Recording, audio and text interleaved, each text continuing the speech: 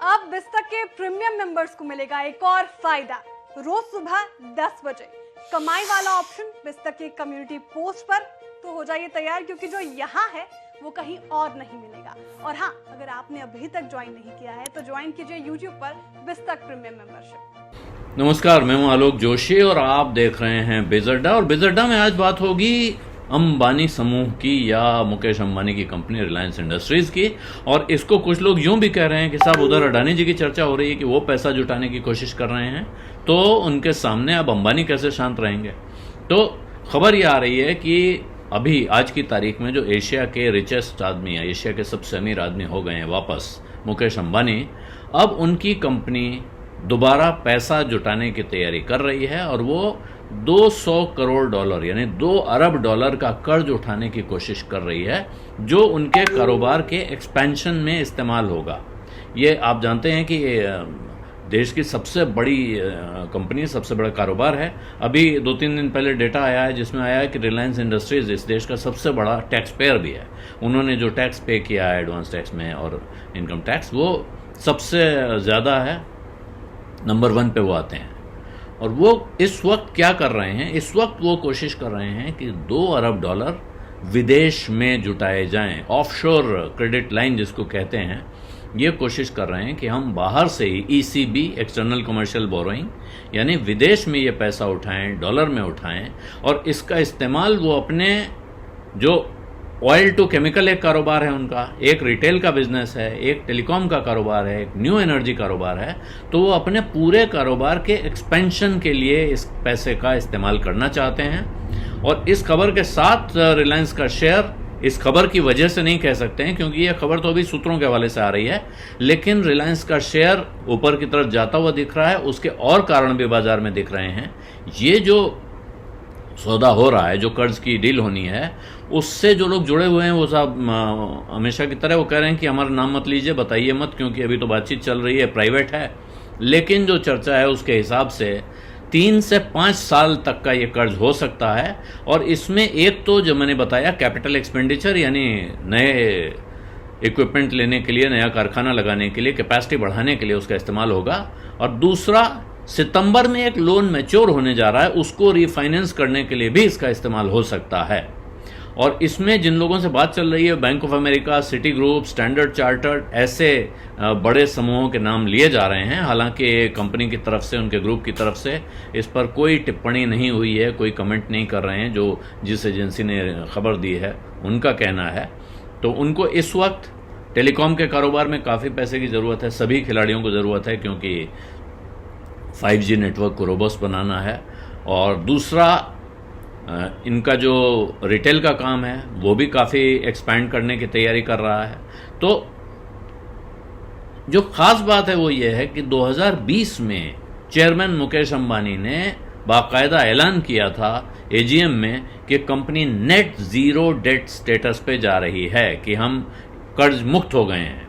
2020 में कर्ज मुक्त होने के बाद अभी कुछ कर्जे हैं। कंपनी एक्सपैंड करती है तो कर्जा लेती रहती है। चिंता की बात यह होती है कि कंपनी जितना कमा रही है, कंपनी की जितनी हैसियत है, उससे कई गुना कर्जा तो नहीं ले लिया है। तो ये तैयारी है। और इसके साथ रिलायंस अब कह रहे हैं कि वो 75 अरब डॉलर अगले 15 साल में रिन्यूएबल एनर्जी में लगाना चाहते हैं। तो ये एक बड़ा उनका इन्वेस्टमेंट वहाँ दिख रहा है। दूसरा, जो वो अब भारत से बाहर दक्षिण एशिया के दूसरे देशों में 5G नेटवर्क फैलाना चाहते हैं, उसमें भी उनको लगभग 25 अरब डॉलर का खर्चा होना है। तो ये बड़े बड़े खर्चे दिख रहे हैं। लेकिन इसके साथ अगर आप देखें तो जो चर्चा है वो ये है कि एक बर्न्स नाम की एक इन्वेस्टमेंट एजेंसी है, उसकी रिपोर्ट आई है, जो ब्रोकरेज है बड़ी, उसका कहना है कि साहब अब आने वाले समय में जो न्यू एनर्जी का बिजनेस है, क्लीन एनर्जी है, ये रिलायंस की ग्रोथ का बड़ा स्तंभ होगा। और न्यू एनर्जी बिजनेस उनको अगले 7 सालों में 2030 तक ही 10 अरब डॉलर तक की कमाई करके दे सकता है। और इसके साथ ही वो ये कह रहे हैं कि आप solar, battery, electrolysers, fuel cell, इस तरह के तमाम कारोबार खड़े हो सकते हैं।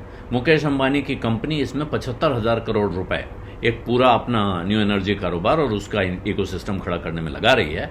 तो ये ब्रोकरेज का कहना है कि जो भारत में सोलर कारोबार होगा, सौर ऊर्जा का कारोबार, उसका 60% हिस्सा, बैटरी कारोबार का 30% हिस्सा और हाइड्रोजन बिजनेस का 20% हिस्सा ये कंपनी कब्जा कर सकती है, उस पर कब्जा करने की हैसियत रखती है। और इस वजह से उनको लगता है कि कंपनी हर साल अपना जो एबिटा है, अर्निंग्स है, हर साल 1% की रफ्तार से बढ़ाएगी और वो 63,000 करोड़ रुपए तक पहुंचा देगी, क्योंकि ये इनको जो रूस से जो उनका, और कंपनी नहीं, ये जो एबिटा मैं कह रहा हूँ, ये ऑयल टू केमिकल में है, यानी कि रिफाइनरी के कारोबार में जो ये कमाई करेंगे, क्योंकि इन्हें रूस से काफ़ी सस्ता क्रूड ऑयल मिला है। वो जो क्रूड ऑयल भारत ने खरीदा, उनमें रिलायंस ने भी खरीदा है, रिलायंस को मिला है, तो इस वजह से उनको काफ़ी मुनाफा होने जा रहा है और आने वाले समय में इनको फंडिंग की कोई समस्या नहीं हो सकती है। अगर ये फंडिंग चाहते हैं तो उनको फंडिंग आसानी से मिलेगी। बर्नस्टीन ने 3040 रुपए का टारगेट इसके शेयर के लिए रख दिया है और एक दूसरी रिपोर्ट आई है, उस पर भी नज़र डालनी चाहिए। वो मॉर्गन स्टैनली है। मॉर्गन स्टैनली सबसे मशहूर ब्रोकरेजेस में से है और वो कहती है कि अब जो है कमाई बढ़ने का जो साइकिल है वो शुरू हो रहा है और उसके पैर लग रहे हैं। गेटिंग मोर लेग्स इंग्लिश में वो कह रहे हैं। इसका अर्थ है कि वो और तेज़ी से चलेगा, कमाई बहुत तेज़ी से बढ़ेगी। तो रिलायंस इंडस्ट्रीज के अच्छे दिन आते हुए साफ साफ इस ब्रोकरेज को दिख रहे हैं और यहाँ भी उनका भी उसी तरह का हिसाब है। वो कह रहे हैं कि क्लीन एनर्जी के जो पूरे कारोबार में जो टोटल एड्रेसेबल मार्केट इसको कहते हैं, उसमें 40% हिस्सा रिलायंस इंडस्ट्रीज के पास आ सकता है, जो 10 अरब डॉलर की आमदनी में कन्वर्ट होता है। 10 अरब डॉलर क्लीन एनर्जी से आमदनी हो सकती है। तो ये बर्नस्टीन ने कहा था, मैंने आपको बताया। और जो मॉर्गन स्टैनली कह रही है, वो कह रहे हैं कि ये कारोबार इनको एक तरह से पंख लगा के आगे बढ़ा सकता है। तो फॉरेन ब्रोकरेजेस एक के बाद एक आ रही हैं, रिलायंस इंडस्ट्रीज को अपग्रेड कर रही हैं और बाजार में भी दिखाई पड़ रहा है कि रिलायंस के शेयर को काफ़ी समय के बाद अचानक सबसे ज़बरदस्त तेज़ी इसमें नज़र आ रही है।